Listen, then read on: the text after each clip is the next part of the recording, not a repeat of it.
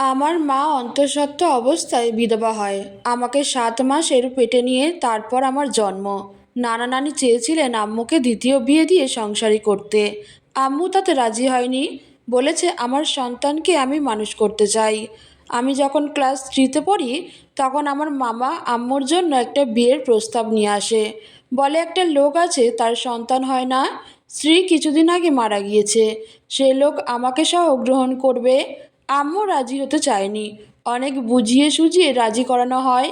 বিয়ের পর লোকটা আমাকে প্রথম প্রথম অনেক আদর যত্ন করে, কিন্তু কিছুদিন পর আম্মুর আড়ালে আমাকে মারধর করতো আর নিষেধ করতো আমি যেন আম্মুকে না বলি। একদিন অনেক জোরে আমার গালে থাপ্পড় মারে। তার আঙুলের দাগ আমার গালে চকচকে হয়ে ভেসে উঠেছিল। সেটা দেখে আম্মু বুঝতে পারে লোকটা আমাকে থাপ্পড় মেরেছে। আমাকে জিজ্ঞেস করার পরও আমি চুপ ছিলাম। আম্মু বুঝে নিয়েছে সেই লোকটা আমাকে মেরেছে। সাথে সাথে লোকটার গালে কষে কয়েকটা থাপ্পড় দিয়ে আমাকে নিয়ে সেই দিনই সে বাড়ি ছেড়ে চলে আসে। নানু বাড়ি এসে বলল যে লোকটা বলেছিল আমার সন্তানকে নিজের সন্তানের মতো মানুষ করবে, বাবার স্নেহ ভালোবাসা দিবে, সেই লোকটা আমার 8 বছরের ছেলের গায়ে এভাবে হাত তুলছে। আমি আমার ছেলেকে নিয়ে জীবনটা পার করে দেব, সেই লোকটার সাথে সংসার করব না। আম্মু আমাকে নিয়ে ঢাকা চলে আসে, নেমে পড়ে তার জীবন যুদ্ধে। মানুষের বাসায় কাজ করে, আমাকে লেখাপড়া শেখায়। লেখাপড়া শেষ করে এখন আমি একজন সরকারি কর্মকর্তা। ভালো বেতনে ভালো পোস্টে চাকরি করি। ভালোবেসে বিয়ে করেছি রুবাইয়াকে। আমার ভালোবাসার মানুষকে আম্মু হাসি মুখে মেনে নেয়। রুবাইয়াকে ছেলের বউ হিসেবে নয়, নিজের মেয়ের মতো ভালোবাসে আমার আম্মু। কিন্তু রুবাইয়া আমার আম্মুকে সহ্য করতে পারে না। এর প্রধান কারণ হলো আমি আম্মুকে খুব ভালোবাসি। অফিসে যাওয়ার আগে আম্মুর কাছ থেকে দোয়া নিয়ে যাই, আবার অফিস থেকে ফিরে প্রথমে আম্মুর রুমে যাই। আমার আম্মুর কি লাগবে না লাগবে সেটা তার কাছে জিজ্ঞেস করি। এটাই রুবাইয়ার সহ্য হয় না। আমি সন্তান হিসেবে আমার দায়িত্ব পালন করি। এটা নয় যে রুবাইয়ার প্রতি স্বামীর দায়িত্ব পালন করি না। আমি রুবাইয়ার প্রতি স্বামী হিসেবে সকল দায়িত্ব পালন করি। কিন্তু মায়ের প্রতি সন্তানের দায়িত্ব পালন করতে দেখে রুবাইয়া ক্ষিপ্ত হয়ে যায়। কেন মায়ের প্রতি এত ভালোবাসা তার মনে হয় তার থেকে আম্মুকে বেশি ভালোবাসি। আমি আসলে তাকে বোঝাতে পারি না মায়ের ভালোবাসা একরকম, স্ত্রীর প্রতি ভালোবাসা আরেক রকম। রুবাইয়া আমাকে অনেক কথা বলে, আমি তার প্রতিবাদ করি না, কারণ সে এখন প্রেগনেন্ট। তাই তাকে উত্তেজিত করতে চায় না, তাই সব কিছু সহ্য করে চলেছি। এর কিছুদিন পর আমার ছেলে সিরাতের জন্ম হয়। দেখতে দেখতে সিরাতের এখন 1 বছর। দিনকে দিন রুবাইয়ার ব্যবহার খুব খারাপ হচ্ছে। সে চাচ্ছে না আমি আমার আম্মুর সাথে কথা বলি, তার দেখাশোনা করি। রুবাইয়ার এমন কথা আম্মুর কানে পৌঁছে গেছে। তাই আম্মু খুব মনমরা হয়ে থাকে। আমাকে ডেকে বলে, বাবু তুই আমাকে অন্য একটা বাসায় রেখে আয়। আমার যা যা প্রয়োজন কাউকে দিয়ে পাঠিয়ে দিবি। আমি চাই না তোর সংসারে অশান্তি হোক। আমি তোর মুখের হাসি দেখতে চাই। তোর জন্য আমার জীবনটা ত্যাগ করেছি। আমি চাই তুই সুখী হ। আম্মুর মুখে হাত দিয়ে আর কথা বলতে দিলাম না। আমার চোখে পানি এসে গেছে। তাকে বললাম, আম্মু তুমি যদি এ কথা দ্বিতীয়বার বলো আমি মরে যাব। তোমাকে ছাড়া আমি বাঁচব না। তুমি আমার সব। দুনিয়াতে মায়ের মতো আপন কেহ নাই। স্ত্রী সন্তান তারাও আমার আপন, কিন্তু মায়ের মতো ভালোবাসা কেউ দিতে পারে না।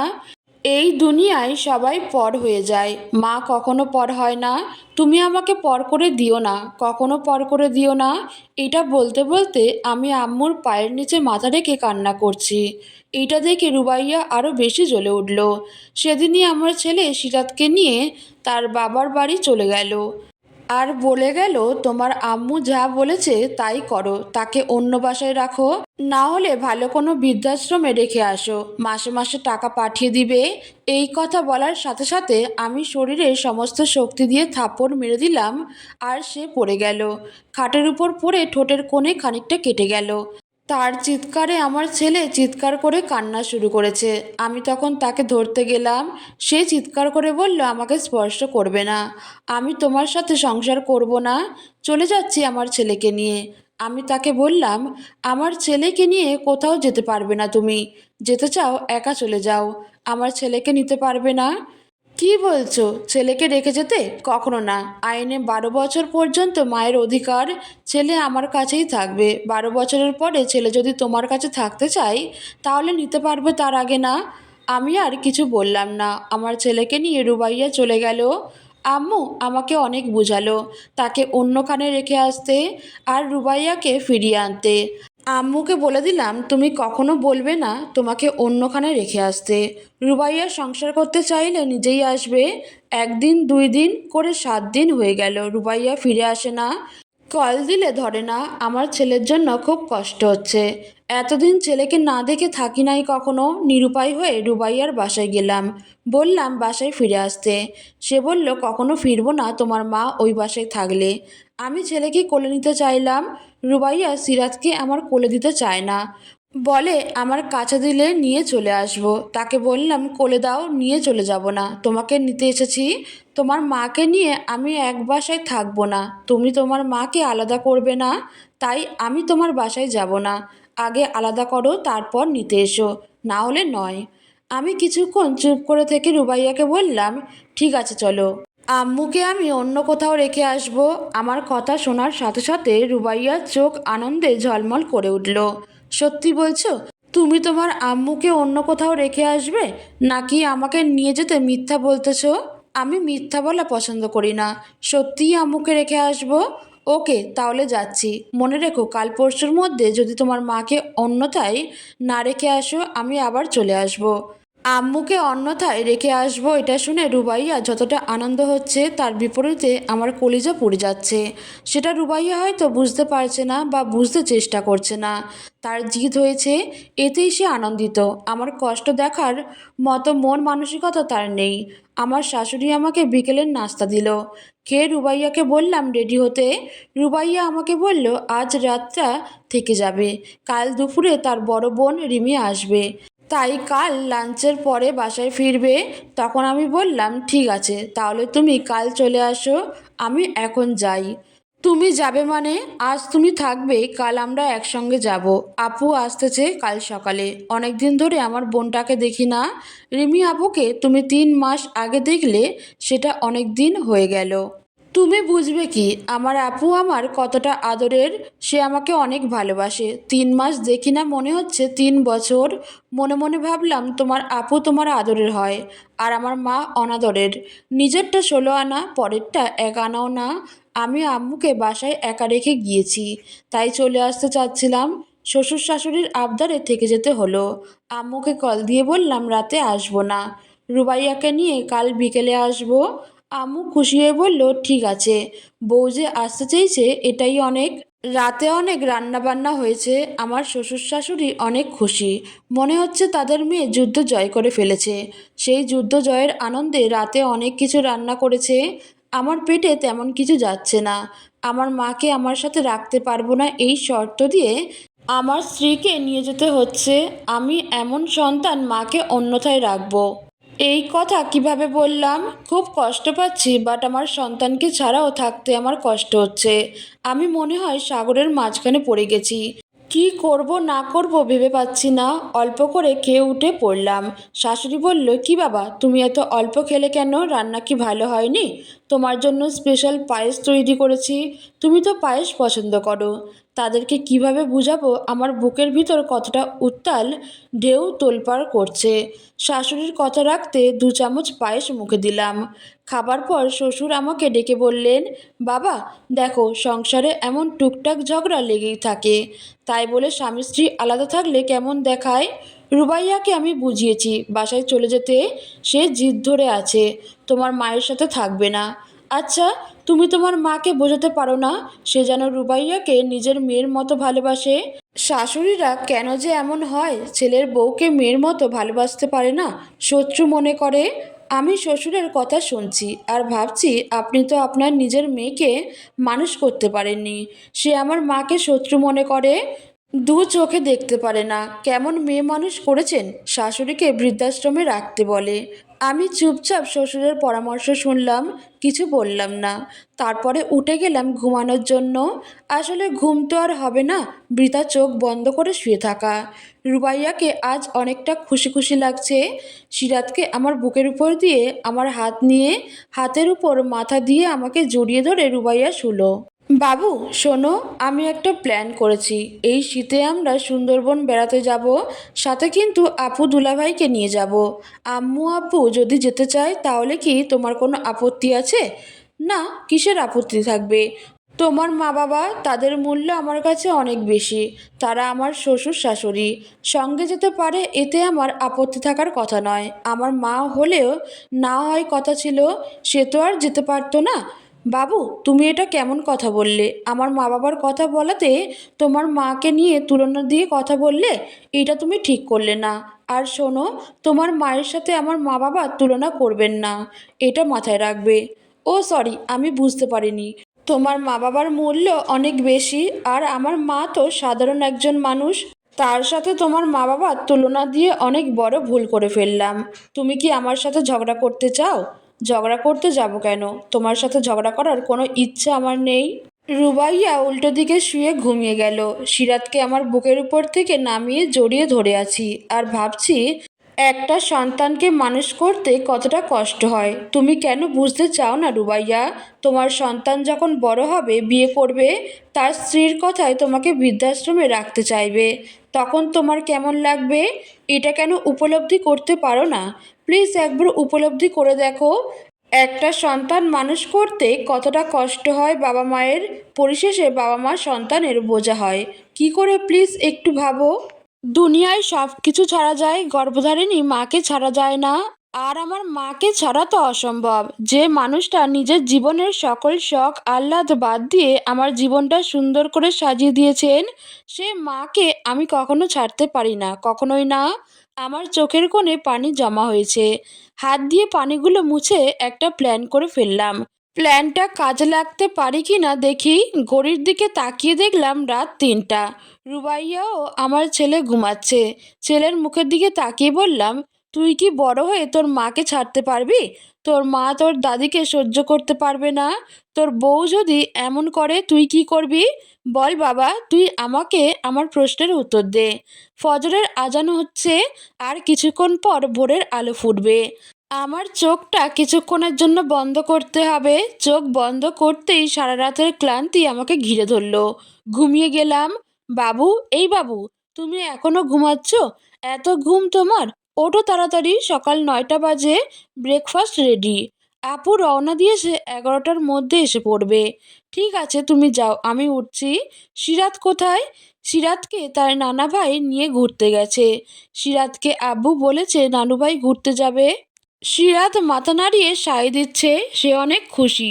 তার নানা ভাইয়ের কোলে উঠে আব্বু সিরাতকে নিয়ে তার এক বন্ধুর বাসায় গেছে সকাল 7টার সময়। কি বলো, সকাল 7টায় গিয়েছে? সে তো কান্না করবে। আব্বুকে তাড়াতাড়ি বাসায় আসতে বলো। ঠিক আছে, আমি বলছি আব্বুকে তাড়াতাড়ি নিয়ে আসতে। আমি ব্রেকফাস্ট করে আবার এসে শুয়ে পড়লাম। ভাবছি আমি যে প্ল্যান করেছি সেটা কি কাজে দিবে। তবু দেখি চেষ্টা করে অবাধ্য রুবাইয়াকে বাধ্য করা যায় কি না। রুবাইয়ার বোন রিমি এসেছে। কিছুক্ষণ দুই বোন গলা জড়াজড়ি করে শান্ত হলো। রিমি আপু রুবাইয়াকে বলছে, কি রে, শুনলাম নাকি তুই রাগ করে এখানে আসছিস? শাশুড়ির সাথে ঝগড়া করে আসিস নাকি? আপু তুমি যে কি বলো? আমি কি ঝগড়া করার মানুষ? বাবু তার মাকে ছাড়া কিছুই বুঝে না, আমাকে একটুও ভালোবাসে না। আমি তার স্ত্রী, এতে তার কোনো আসে যায় না। আমার প্রতি বাবুর কোনো দায়িত্ব কর্তব্য নেই। ওই সংসারে আমার কোনো মূল্য নেই। কি করব সেখানে থেকে, যেখানে আমার কথার কোনো দাম নেই? কেন, কি বলেছিলি বাবুকে? সে তোর কোন কথা রাখেনি?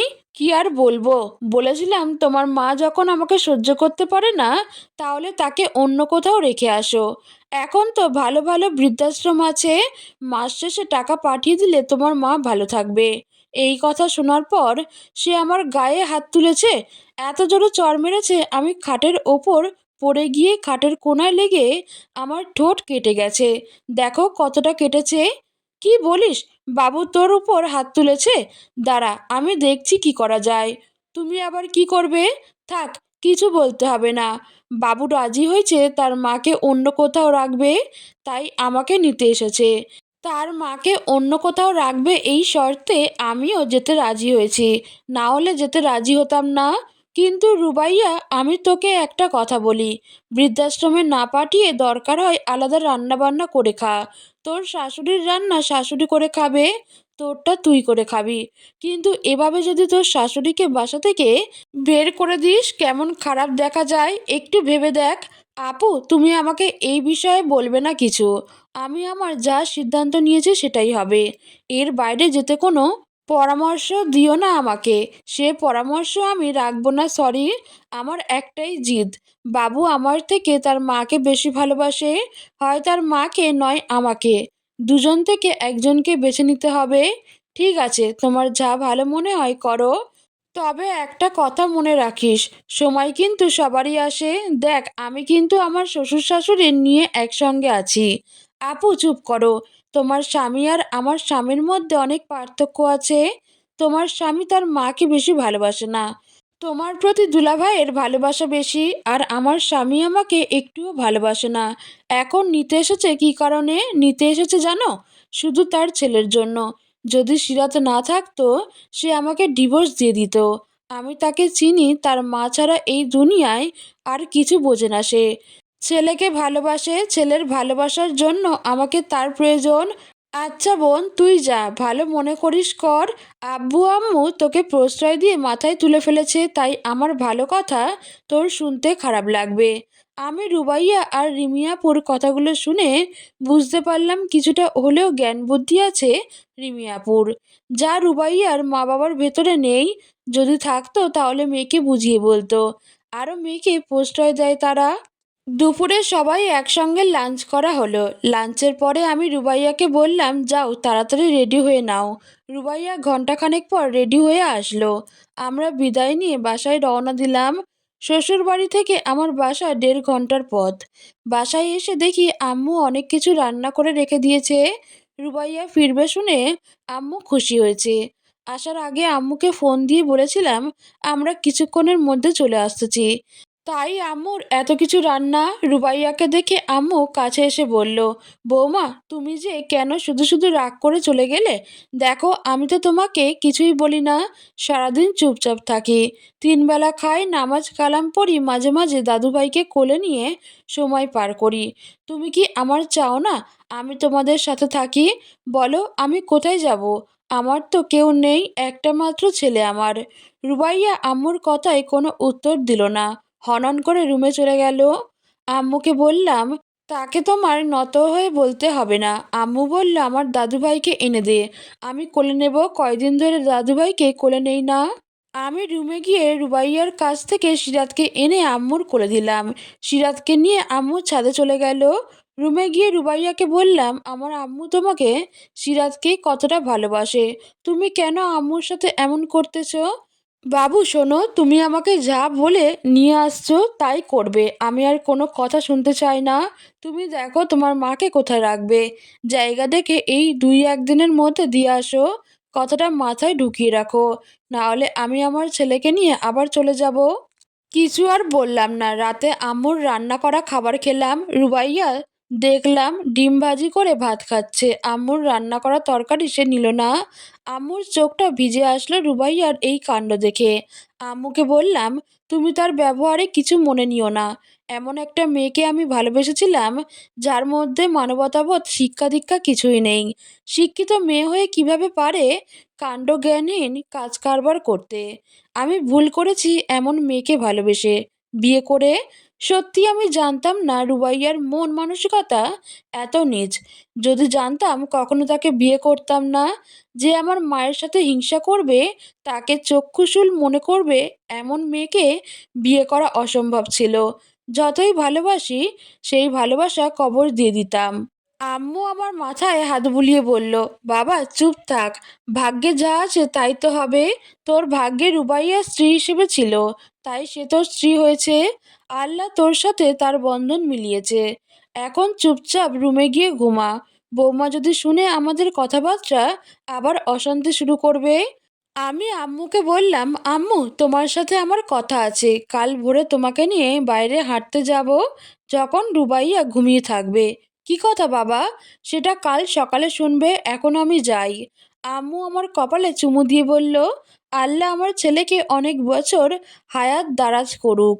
আমিও আম্মুর মাথায় হাত বুলিয়ে বললাম, আমার আম্মু অনেক বছর আমার সাথে থাকুক। আমি আল্লাহর কাছে এটাই চাই।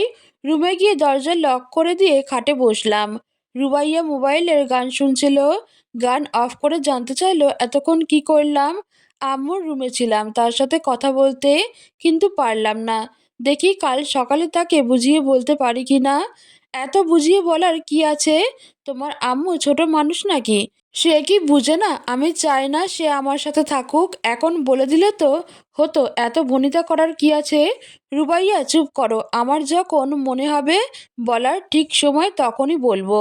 তোমার সময় আর এ জন্মে হবে না। হবে, কাল সকালে বলবো। এখন চুপচাপ ঘুমাও। আমি শুয়ে পড়লাম। রুবাইয়া আমার বুকের কাছে মাথা রেখে জড়িয়ে ধরতে চাইলো। আমি তার হাত সরিয়ে দিলাম। কি হলো, হাত সরিয়ে দিলে কেন আমাকে? আর ভালো লাগে না? একটুও ভালোবাসো না আমাকে? জানি তো সব ভালোবাসা তোমার মায়ের প্রতি। শুধু আমাকে নিয়ে আসলে তোমার ছেলের কারণে, না হলে তোমার মাকে নিয়েই তুমি ভালো থাকতে। উঠে গেলাম রুবাইয়ার পাশ থেকে, ব্যালকনিতে দাঁড়িয়ে একটা সিগারেট ধরিয়ে টানছি। সচরাচর আমি স্মোক করি না। যখন খুব টেনশনে থাকি তখন একটু আধটু সিগারেট টান দেই। রাতের আকাশ খুব স্তব্ধ। কয়েকটি তারা দেখা যাচ্ছে দূরের আকাশে। আকাশের পানে তাকিয়ে চোখ বেয়ে গড়িয়ে পড়ছে কষ্টের বৃষ্টি। একজন স্ত্রী দিতে পারে স্বামীকে অনাবিল সুখ, আবার একজন স্ত্রী দিতে পারে স্বামীর জীবনটাকে নরক বানিয়ে। জীবনের কঠিন জায়গায় এসে দাঁড়িয়ে আছি আমি।